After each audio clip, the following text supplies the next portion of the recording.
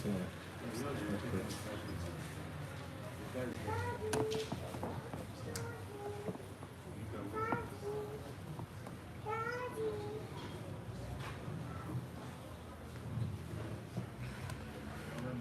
لله نحمده ونستعينه ونستغفره ونعوذ بالله من شرور أنفسنا ومن سيئات أعمالنا من يهده الله فلا مضل له ومن يضلل فلا هادي له وأشهد أن لا إله إلا الله وحده لا شريك له وأشهد أن محمدا عبده ورسوله صلى الله عليه وعلى آله وصحبه من سار على سبيل إلى يوم الدين أما بعد. In continuing with the 200 questions answered in Aqeedah on question 174, I mentioned ما حكم السحر والساحر. What is the ruling of magic and the magician? السحر متحقق وجوده وتأثيره مع مصادفة القدر الكوني كما قال الله تعالى فيتعلمون منهما ما يفرقون به بين المرء وزوجه وما هم بضارين به من أحد إلا بإذن الله. So it mentions, as for magic itself, this is something that is, it exists, as well as this effect and its impact. As long as it coincides with the universal qadr of Allah subhanahu wa ta'ala. As Allah mentions, and they learn from them that which will divide between a husband and a wife, and they do not harm anyone by the permission of Allah subhanahu wa ta'ala. If Allah allows it to happen, it will happen. And Nabi sallallahu alayhi wa sallam قد أصابه السحر. The Prophet Muhammad sallallahu alayhi wa sallam was afflicted by magic. This is something that is true and it happens. And if a person is afflicted with magic, a person has to be patient and seek aid from Allah subhanahu wa ta'ala. وأما الساحر يعني وتأثيره ثابت في الأحاديث الصحيحة. As for the effect of sihr, then it's something that has been affirmed within the authentic hadith, especially regarding mu'anat al-Nabi sallallahu the suffering of the Prophet Muhammad sallallahu from it. Also, أما الساحر, as for the magician himself, فإن كان سحره مما يتلقى عن الشياطين كما نصت عليه آية البقرة فهو كافر. If the person who is doing magic is the magic that has been learned from the shayateen, as alluded to within the ayah in Surah Al-Baqarah, then that person is a kafir. That person is a kafir, a disbeliever. As-sab'a al-mubiqat, those 7 destructive sins that the Prophet Muhammad warned us of, from them is as-sihr. From them is as-sihr. وفي الغالب لا يأتي الساحر بالسحر إلا مع الشرك أكبر. A majority of the time, a person does not do magic except that they have fallen into shirk أكبر. Allah subhanahu wa ta'ala mentions وَمَا يُعَلِّمَانِ مِنْ أَحَدٍ حَتَّى يَقُولَا إِنَّمَا نَحْنُ فِتْنَةٌ فَلَا تَكْفُرْ. They didn't teach anyone except that they told them, we are a test, a trial, so do not disbelieve. Do not disbelieve.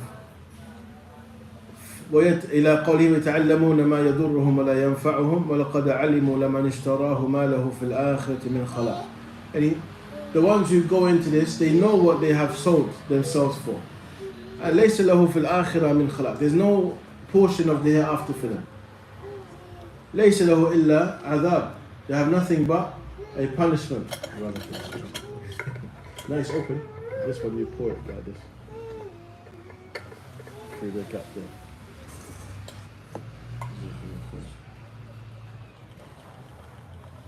So that is the hukm of the sahir. As-sihr kufr. وحكم الساحر كافر. إذا كان السحر الذي تلقى من الشياطين. ما حد الساحر? What is the punishment of the magician?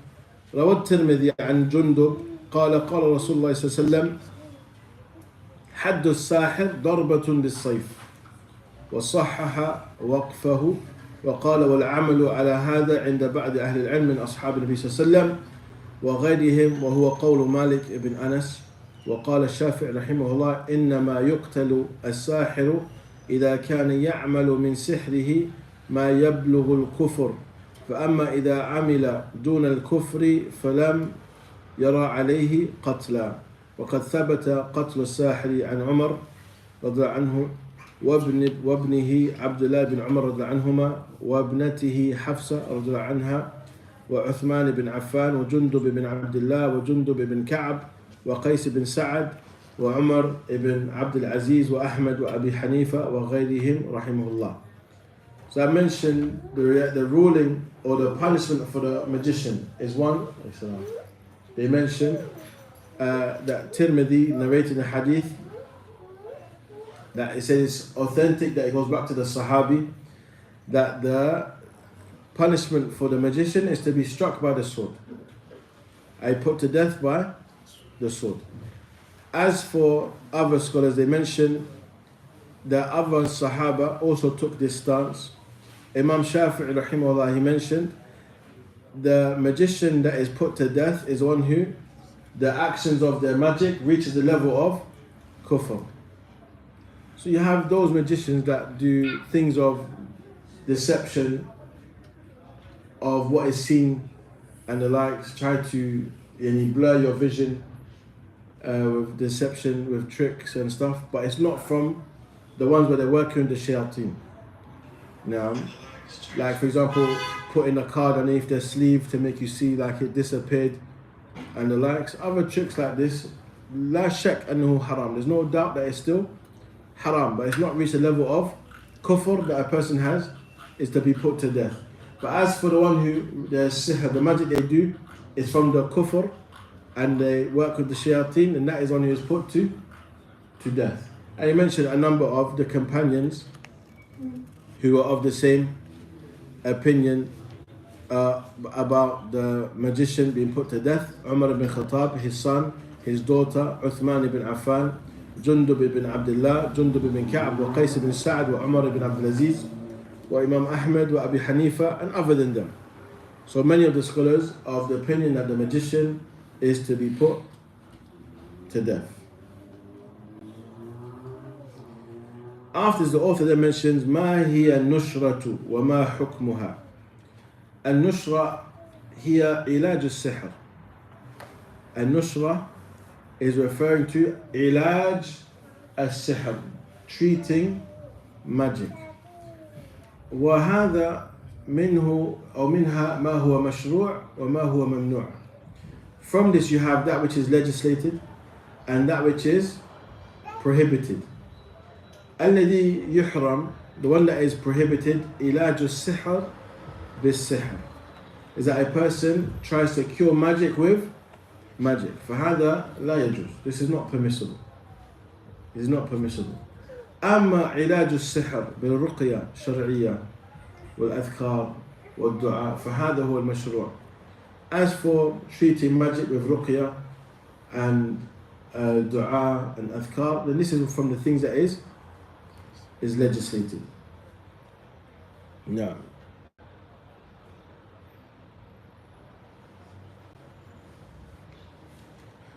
then he mentions وَمَا هِيَ الرُّقَى الْمَشْرُوعَةِ. What is the ruqya that is legislated? الرقية المشروعة, the ruqya that is legislated, هي ما كانت من الكتاب والسنة خالصة, that which is purely from the Quran and the Sunnah. وكانت بلسان العربي, it's also in the Arabic language. واعتقد كل من الراقي والمرتقي أن تأثيرها لا يكون إلا بإذن الله عز وجل. And of the things that the person who is doing the ruqya, the one who is receiving the ruqya, is to believe that the effect of it is only from Allah subhanahu wa ta'ala. So if Allah wills, a person will be cured. If Allah does not will, a person will not be cured. And they have to be patient and persistent and forbearing and continue to practice it.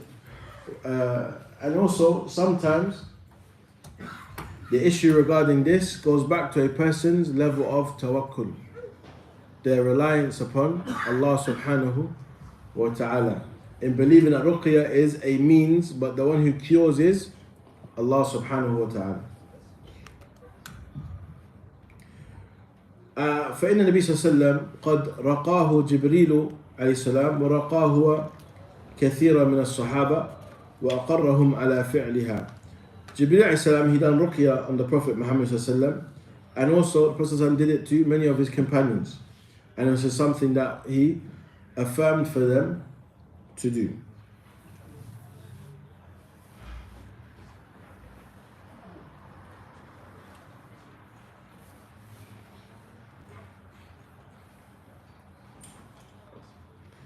As it came in Sahih Muslim, that Jibreel alayhi salam, he came to the Prophet Muhammad sallallahu alayhi wa sallam. فقال يا محمد اشتكيت.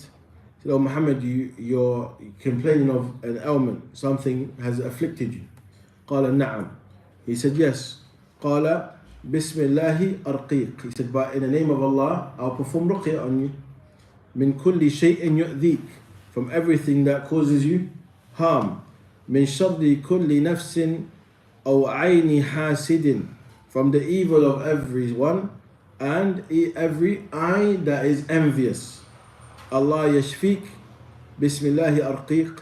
He mentions, may Allah grant you shifa, and in the name of Allah I perform ruqya on you. And that thabata fi Sahih Muslim, that this was the ruqya of Jibreel alayhi salam upon the Prophet Muhammad sallallahu alayhi wa sallam. فالرقية يجوز أن يكون بالدعاء وكذلك من بالآيات والسنة. نعم.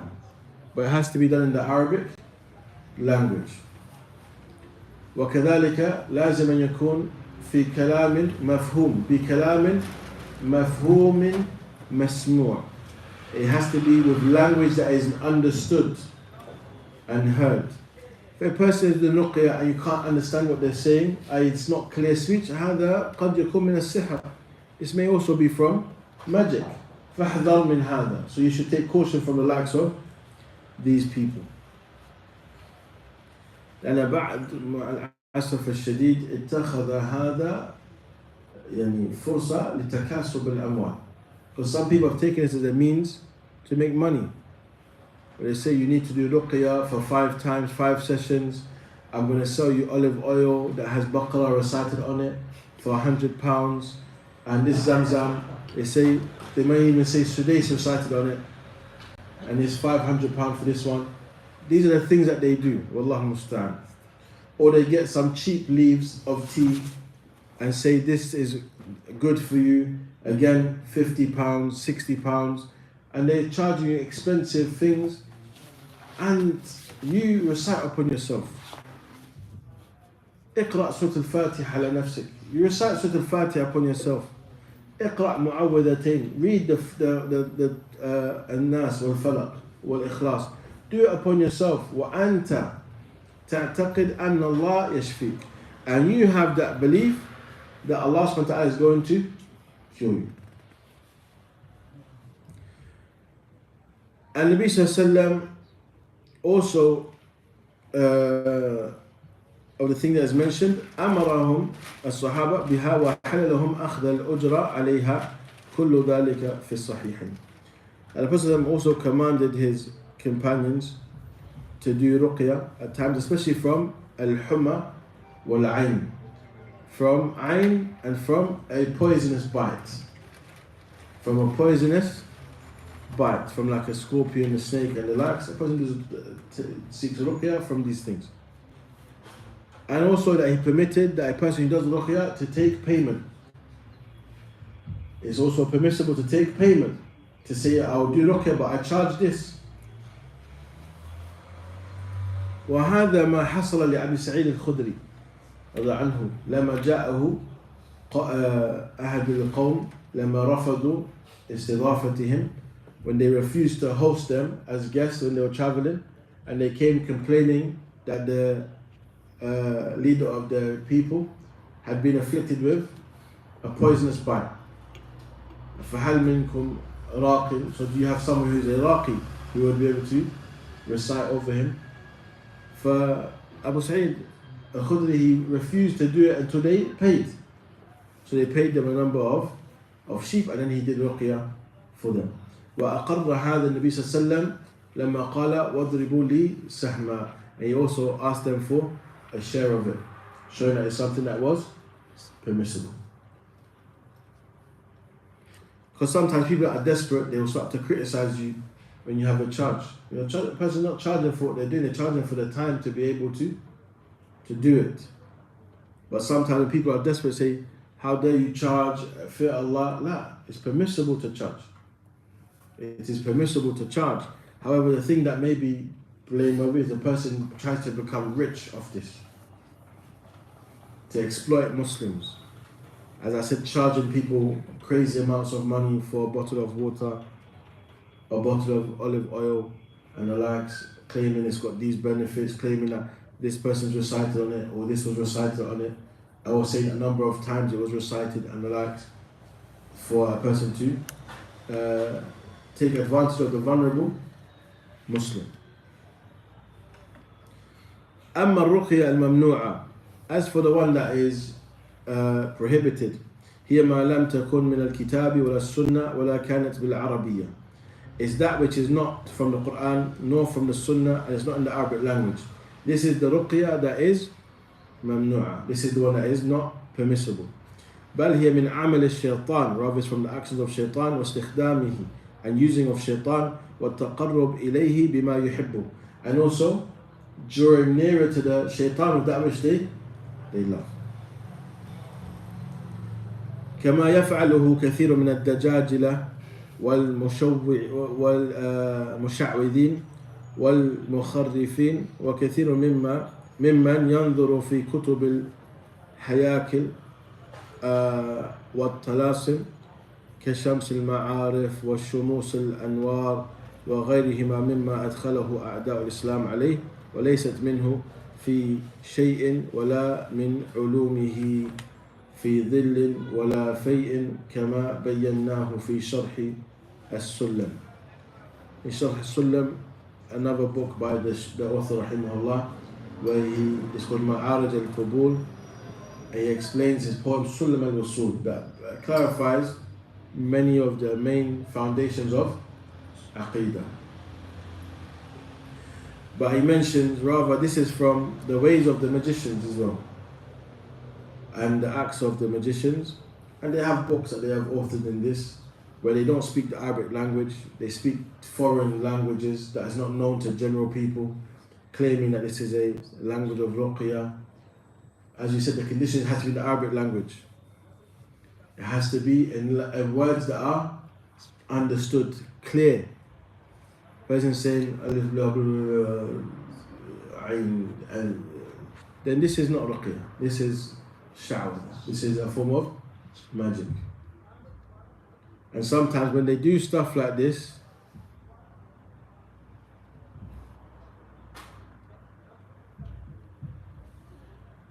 the fact that you can't use other than magic to cure, do you mean you can't use magic to cure magic? Is that what you're asking? I don't understand the words of the wording.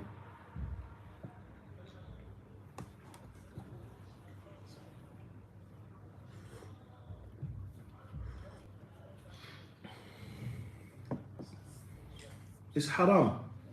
بالنص بالحديث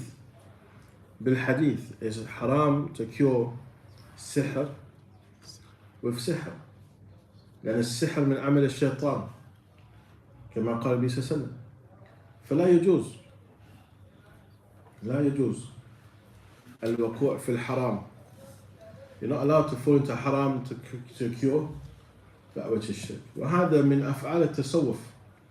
Those who use this is the people of tasawwuf.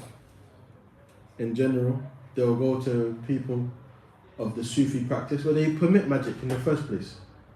Wallahu musta'an. عند بعضهم السحر جائز. يتعاملون بالشياطين. They work with the shayateen and the likes. فالسحر من سبع الموبقات. It's from the 7 most destructive sins as we mentioned. فلا يجوز إتيان الساحر أبدا.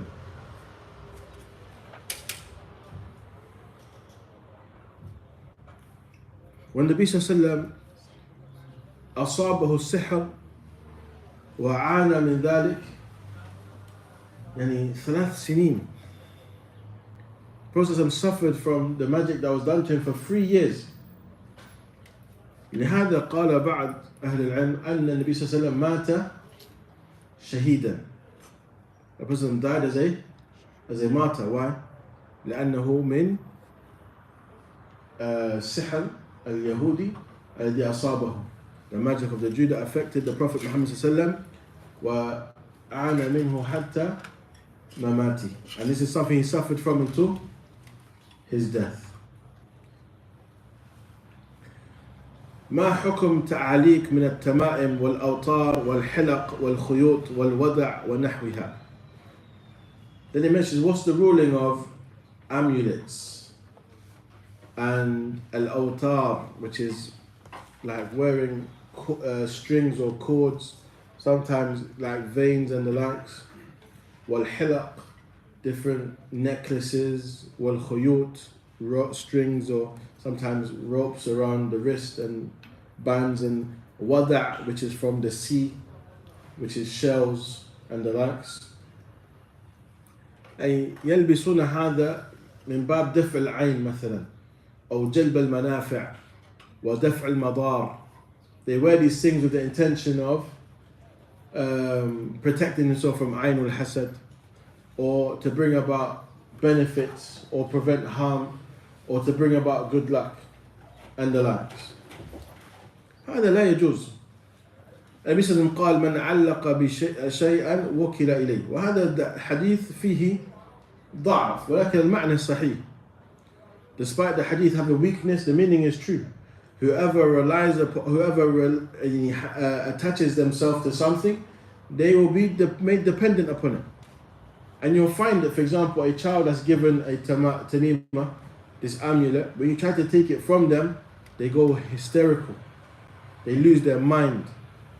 And usually the way that they are raised with these things, they'll say, it was given to you by your grandmother, for example, or someone from the family has passed away. So it has some endearment to it as well.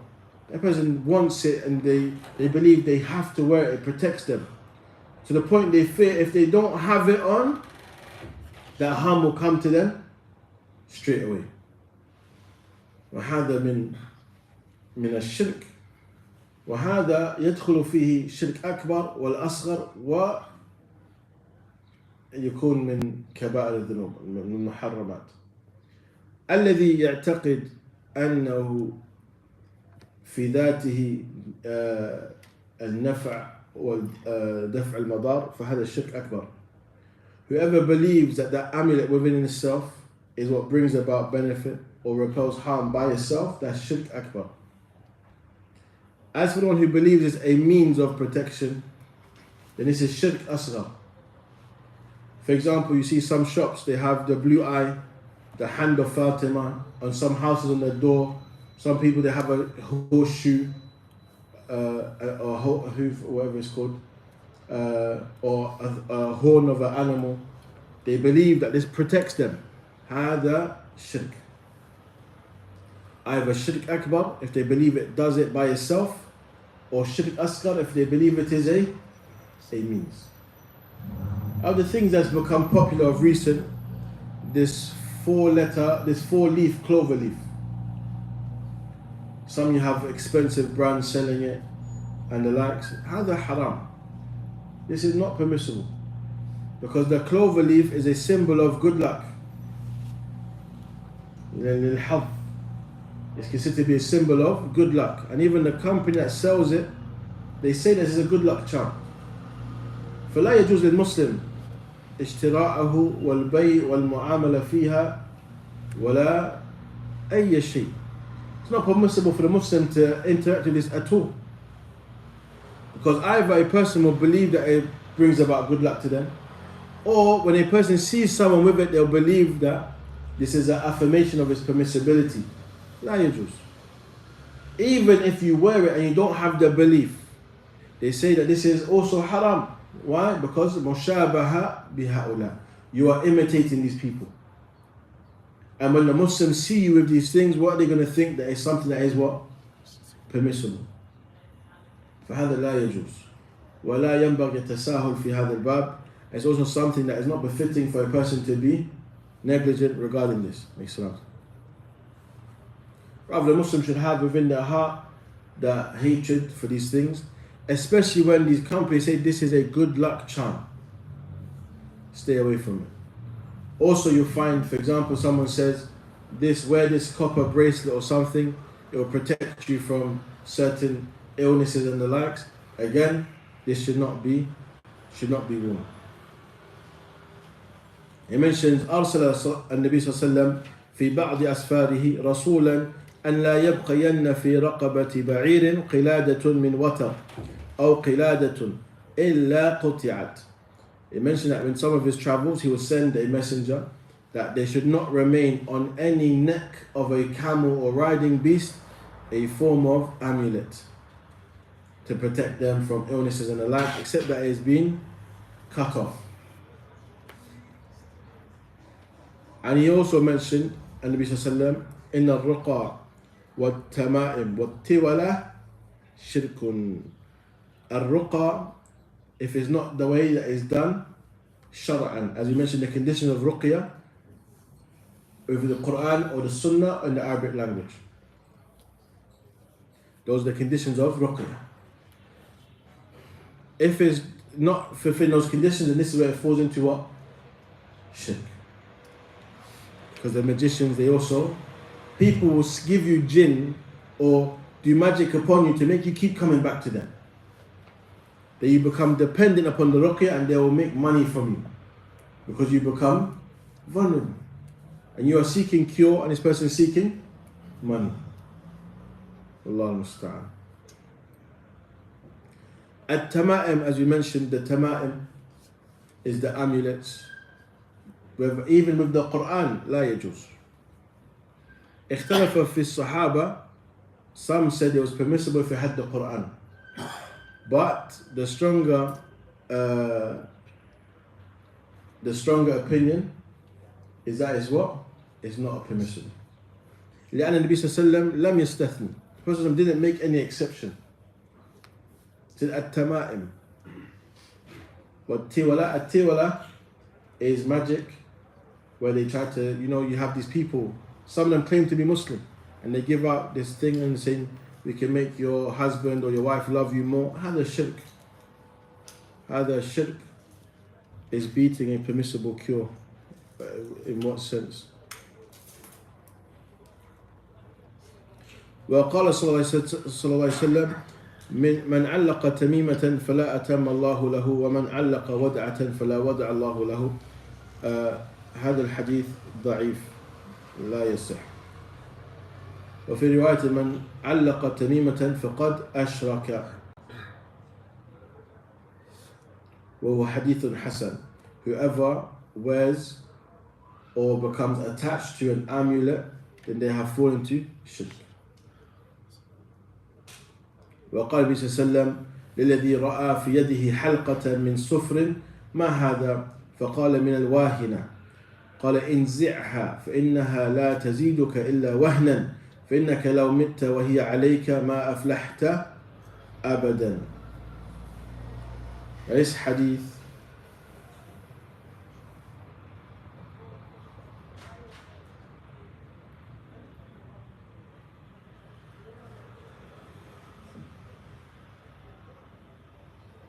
they mention as in terms of going back to the Prophet Muhammad sallallahu alaihi wasallam, then it is da'if, and rather it is mawquf, back to the Sahabi.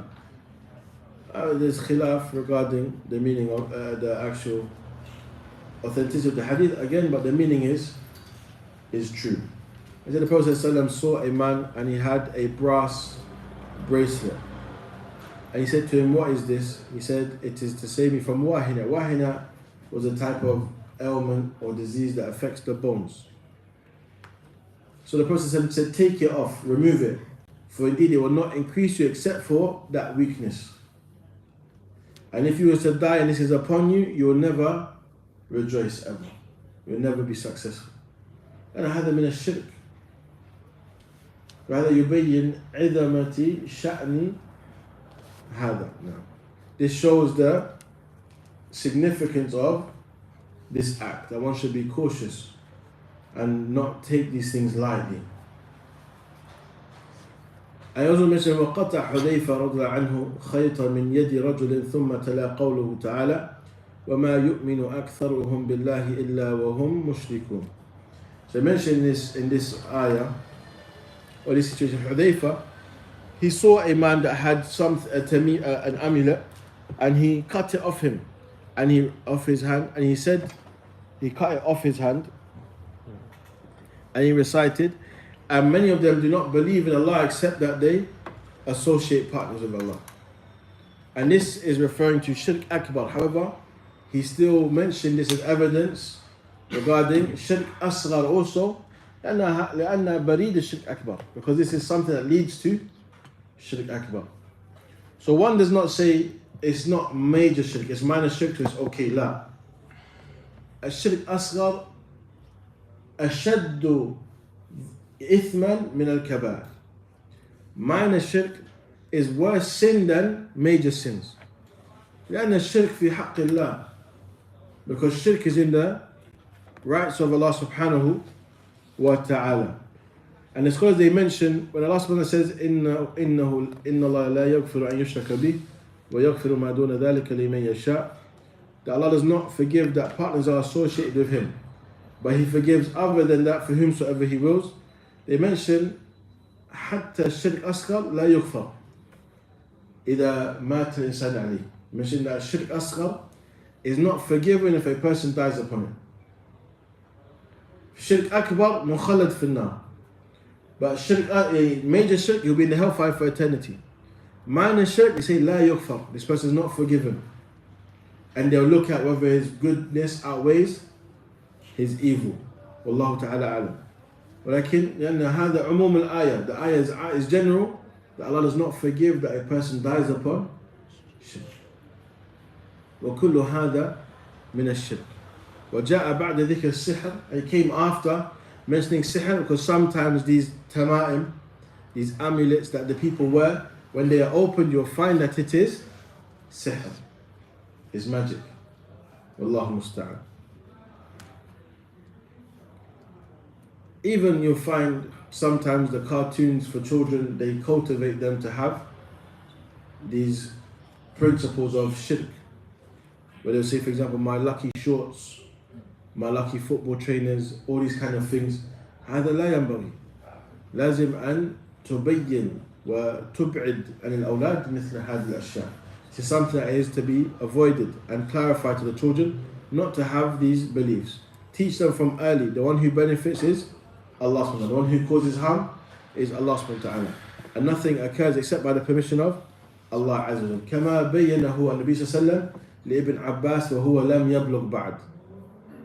In the hadith, دعني أعلمك كلمات احفظ الله يحفظك الله. الحديث. النبي صلى الله عليه وسلم بين له القدر ومهمات التوكل على الله. Also, of the thing that's mentioned in the hadith that is مرفوع, موقوف ولكن في حكم المرفوع, من قطع تميمة من إنسان كان كعدل رقبة. سعيد بن جبير رحمه الله قال من قطع تميمة من إنسان كان كعدل رقبة. Whoever cuts off a amulet from a person is as if they have freed a slave. لأن ممكن أن يعني تعتق هذا من النار. By removing this person, teach them that this is shirk, and teach them what is tawheed, you save this person from the hellfire. But it shows also the virtue of man idda'a ila tawheed, the virtue of the person who calls to at-tawheed. وهو أول وأوجب الواجبات, is the first and most important of the obligations. It mentions ما حكم المعلق إذا كان من القرآن. What is the ruling of if it's something that it is from the Quran? As we mentioned in أشرنا إليها, we mentioned هذا اختلف فيه السلف. Some of the salaf, they said it was permissible, ولكن الصواب أنه لا يجوز. That which is correct is that it's not permissible.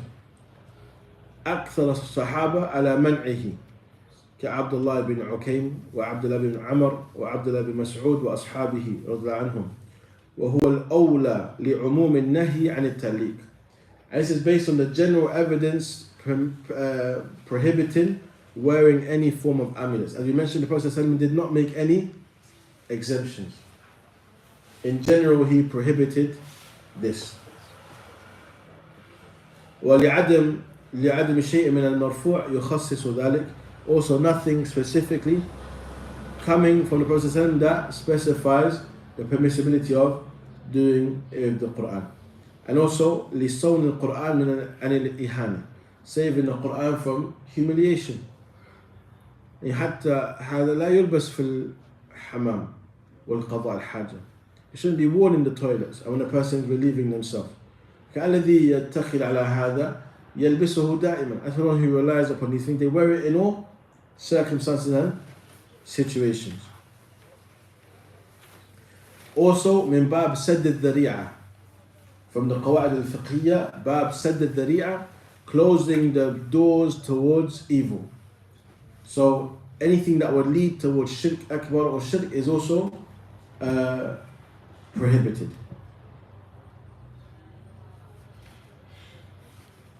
Now, so that's of the things that is mentioned regarding that. They mentions ما حكم الكهان. Al-Kuhan, this is the fortune tellers.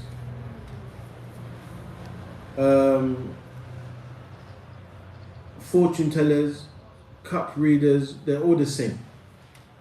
Al-Kuhan min al-Tawaghit, they are from the Tawaghit. وهم أولياء الشيطان, and they are from the allies of Shaitan. الذين يوحون إليهم, those who the shayateen reveal to them, bring news to them.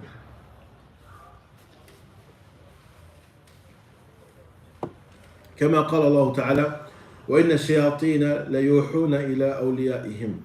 And the shayateen, they reveal or bring news to their allies. ويتنزلون عليهم ويلقون إليهم الكلمة من السمع فيكذبون معها 100 كذبة. And when they bring news to them, they bring one truth with 100 lies. That is the way of these fortune tellers. كما قال الله تعالى هل أنبئكم على ما تنزل الشياطين تنزل على كل أفاك أثيم يلقون السمع وأكثرهم كاذبون. Again, this is relating to, so we not inform you about the one who the shayateen they descend upon. They descend upon every sinful, lying person that they take from what they hear, and they try to see whatever they can hear from the revelation. والقدر, and majority of them are liars.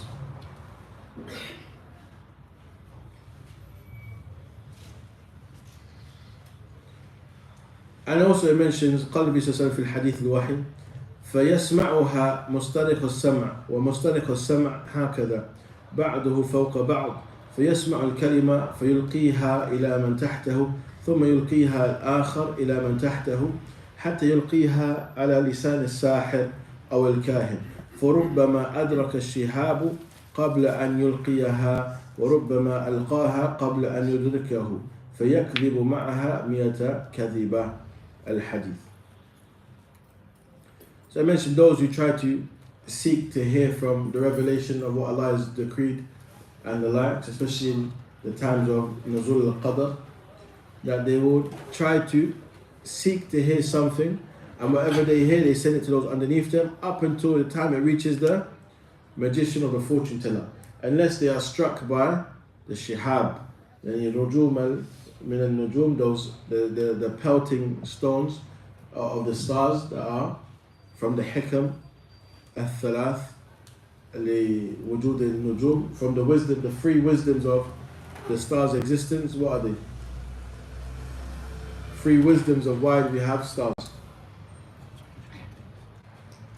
رجوما للشياطين, نعم, to stone the shayateen. لزينة السماء, to beautify the heavens. والاتجاه يعني توجيهات as a means of navigation. نعم. هذا من حكمة خلق النجوم.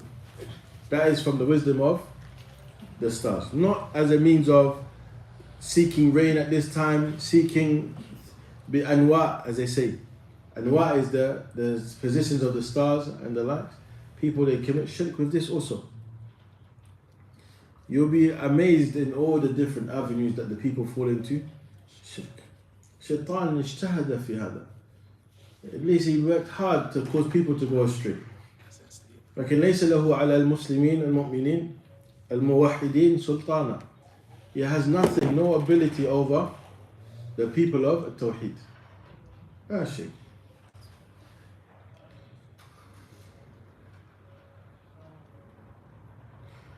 ما حكم من صدق كاهنا. Now what's the ruling of the one who believes in the fortune teller? قال الله تعالى قل لا يعلم من في السماوات والأرض الغيب إلا الله. Say no one knows in the heavens or the earth the unseen except for Allah subhanahu wa ta'ala. وقال الله تعالى وعنده مفاتح الغيب لا يعلمها إلا هو. Allah has the keys of the unseen. No one knows them but Him. أم عندهم الغيب فهم يكتبون. Or do they have knowledge of the unseen that they record? وقال تعالى أعنده علم الغيب فهو يرى. Does he have knowledge of the unseen that he may have insight and see? وقال تعالى والله يعلم وأنتم لا تعلمون. Allah knows whilst you do not know. وقال النبي صلى الله عليه وسلم من أتى عرافا أو كاهنا فصدقه بما يقول فقد كفر بما أنزل على محمد صلى الله عليه وسلم.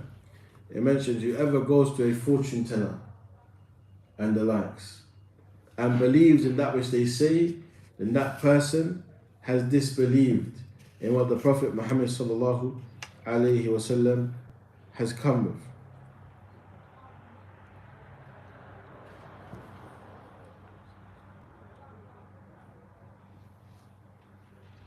Al-Hadith in and of itself is not authentic, but Shaykh Al-Bani rahimahullah mentioned the Hadith was authentic with other Hadith that strengthen it. No, but the Hadith by itself is not authentic. وقال النبي صلى الله عليه وسلم من أتى عرافا فسأله عن شيء فصدقه لم تقبل له صلاة 40 يوما.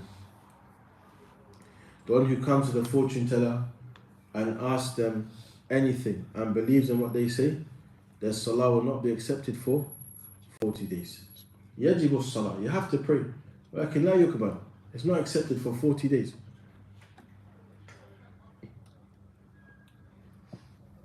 Now, so you found now these are from the actions of shirkiyat that are close to matters related to as-sihr.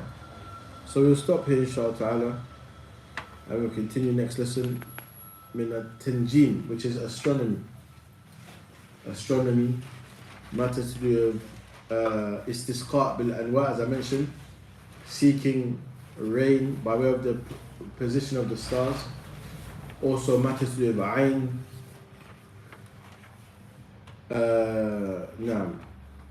and the different types of sin inshallah ta'ala.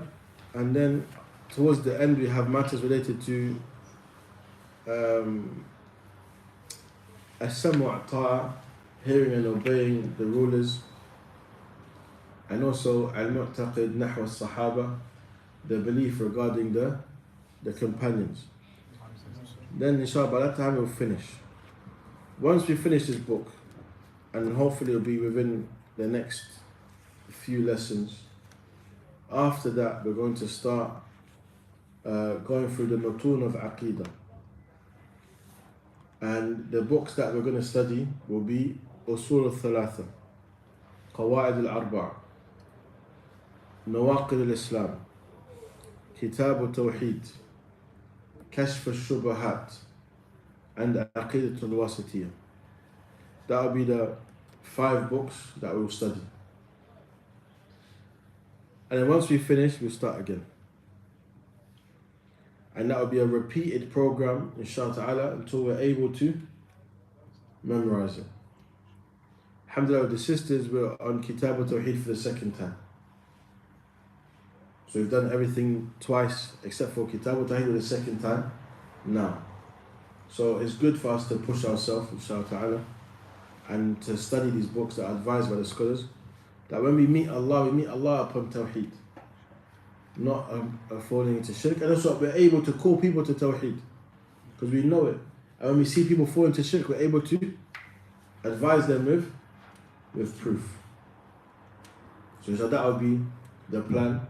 Also maybe prior to starting those books as well, we'll cover a book on adab, manners, adab, because this is also something that is lost among many of us when it comes to knowledge, that it has to be accompanied by manners, because there's manners in many different areas. that we don't actually think of. When is it time to speak, how to advise, and the likes. All of these things are covered in books of adab.